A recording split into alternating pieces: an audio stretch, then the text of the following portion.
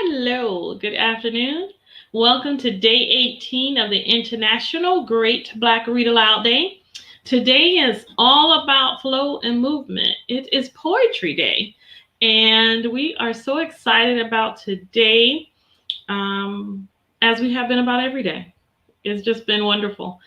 And we hope you have been enjoying listening to various readings on the days, different topics, different genres, and we want you to join us. So today's a wonderful day. Got a favorite poem by a Black writer? Today's a wonderful day to read it and upload it and share it with the world. And we are revisiting one of our previous selections simply because of his range. And today our selection comes again from the collected poems of Langston Hughes. And we'll read. We'll read a little bit about Langston Hughes in their introduction. It starts with a quote from him. "Hang yourself, poet, in your own words. Otherwise, you are dead." Langston Hughes, 1964. Langston Hughes is one of the more controversial names in history of American poetry. To many readers of African descent, he is their poet laureate, the beloved author of poems steeped in the richness of African American culture, poems that exude Hughes's affection for Black Americans across all divisions of region, class, and gender. To many readers who love verse and are also committed to the ideal of social and political justice, he is among the most eloquent American poets who have sung about the wounds caused by injustice. For still other admirers, he is, above all, the author of poems of often touching lyric beauty beyond issues such as race and justice. There is, however, another and less flattering aspect to Hughes's reputation. To a substantial number of readers, and especially scholar critics, Hughes's approach to poetry was far too simple and unlearned. To them, his verse fails lamentably to satisfy their desire for a modernist literature attuned to the complexities of modern life. Still, other readers have found his poetry altogether too radical, politically, and kind of an affront to their sense of patriotism. Langston Hughes never sought to be all things to all people, but rather aimed to create a body of work that epitomized the beauty and variety of the African American and the American experiences, as well as the diversity of emotions, thoughts, and dreams that he saw common to all human beings. He started out as a poet with a deep regard for the written word and a strong connection to the American past. He grew up in Lawrence, Kansas with his grandmother, Mary Langston, whose first husband, Sheridan Leary, had died in 1859 in the celebrated raid on the federal arsenal at Harper's Ferry, led by John Brown, who was hanged for his act. John Mercer Langston, one of the most distinguished Black Americans of the 19th century, and a brother of Langston Hughes's maternal grandfather, Charles Langston, published an autobiography. And Langston's mother, Carrie Langston Hughes, wrote verse and yearned for a career on the stage. Lonely as a child, with his mother frequently away and his father, James N. Hughes, a businessman, living in self-imposed exile in Mexico, Langston Hughes for comfort turned to books and the wonderful world in books, as he himself remembered. Later, he would recall the inspiration of the Bible in his early life, as well as the inspiration of the African-American intellectual W.E. Du Bois, whose The Souls of Black Folk, published a year after Hughes's birth in 1902, defined for many people the essential drama of the lives of people born Black in America in the aftermath of the Civil War.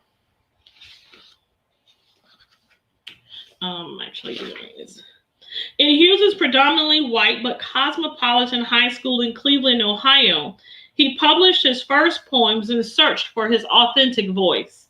Before his graduation in 1920, he had clearly fallen under the spell of the most original of American poets, Walt Whitman, whose Leaves of Grass had revolutionized American verse in the 19th century.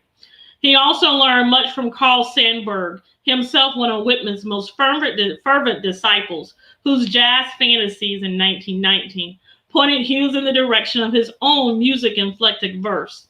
Therefore, Langston Hughes understood that he could have a place in the long tradition of American writing despite the most repressive features of racism.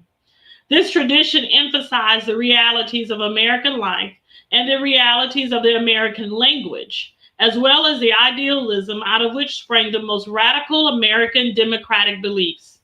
In 1921, at the age of 19, when his poem The Negro Speaks of Rivers was printed in Du Bois's Crisis magazine, his first appearance in a national publication, Hughes showed that he at least found his own poetic voice. That voice would reverberate over the next 46 years until his death in 1967. Even as Hughes published works in a wide variety of other forms, novels, plays, short stories, essays, autobiographies, histories, libretti, he saw himself first and foremost as a poet. By 1926, when he published his first volume of verse, The Weary Blues, he already had fused into his poetry its key technical commitment: the music of Black Americans as the prime source and the expression of their cultural truths. In these blues and jazz poems, Hughes wrote a fundamentally new kind of verse, one that told of the joys and sorrows, the trials and triumphs of ordinary Black folk in the language of their typical speech and composed out of a genuine love for these people. And last, we're going to skip over a little bit. What is poetry? Langston Hughes asked near his death. He answered, it is the human soul entire, squeezed like a lemon or a lime, drop by drop, into atomic words. He wanted no definition of the poet that divorced his art from the immediacy of life. A poet is a human being, he declared. Each human being must live within his time, with and for his people, and within the boundaries of his country. He's constantly called upon himself for the courage and the endurance necessary to write according to these beliefs.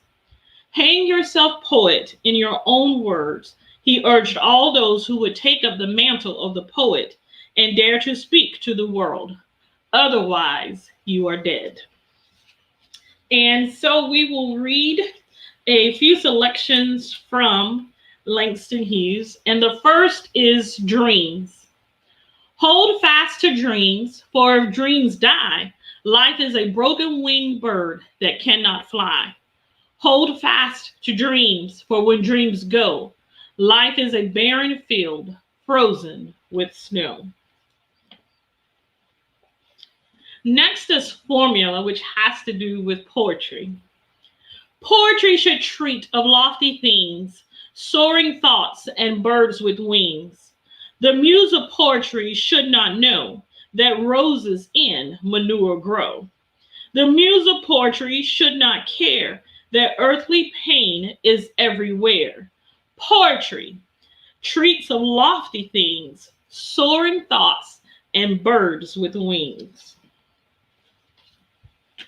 Next, we will read a new song, yet a different type of poem by Mr. Hughes. I speak in the name of the Black millions awakening to action. Let all others keep silent a moment. I have this word to bring, this thing to say, this song to sing. Bitter was the day when I bowed my back beneath the slaver's whip. That day is past. Bitter was the day when I saw my children unschooled, my young men without a voice in the world, my women taken as the body toys of a thieving people. That day is past.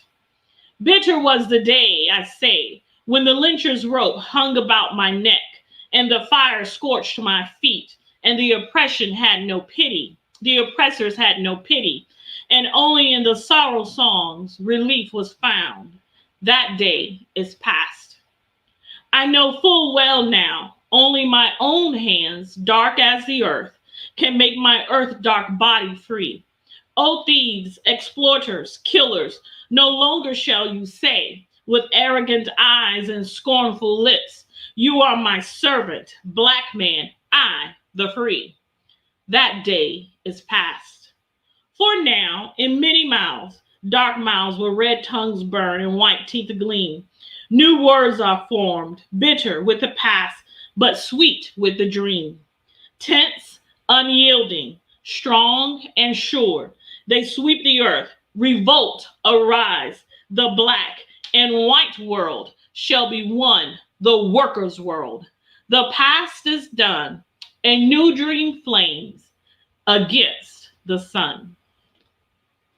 And lastly, we'll conclude with trumpet player. The Negro with the trumpet at his lips has dark moons of weariness beneath his eyes, where the smoldering memory of slave ships blaze through the crack of whips about his thighs. The Negro with the trumpet at his lips has a head of vibrant hair, tamed down, patent leathered now until it gleams like a jet, were jet a crown. The music from the trumpet at his lips is honey, mixed with liquid fire. The rhythm from the trumpet at his lips is ecstasy, distilled from old desire. Desire that is longing for the moon, where the moonlight's but a spotlight in his eyes. Desire that is longing for the sea, where the sea's a bar glass, sucker size. The Negro with the trumpet at his lips, whose jacket has a fine one-button roll, does not know what riff the music slips its hypodermic needle to his soul. But softly, as the tune comes from his throat, trouble mellows to a golden note. And I must say, music really does have the ability to soothe a troubled soul. And we have read today from the collection of poems from Langston Hughes, the collected poems of Langston Hughes. And today is Poetry Day. So we want to invite everyone, if you are a poet or if you love poetry and you have something, a piece written or pieces written by a Black writer from anywhere in the world, we encourage you to go live today or record it and upload it. Tag us at Tig Brad or at Black Read Aloud, the International Great Black Read Aloud Day. And we want to remind you, as we have done every day, what is coming up. And tomorrow is day 19, and it will be about forgiveness. There is nary a person in the world who has not had to learn how to forgive. And if there's anyone who knows about forgiveness, it is certainly those of us across the African diaspora. And so tomorrow is day 19. And we will see you tomorrow for another day of giving voice to words written by Black people around the world here at the International Great Black Read Aloud Day. Have a good day.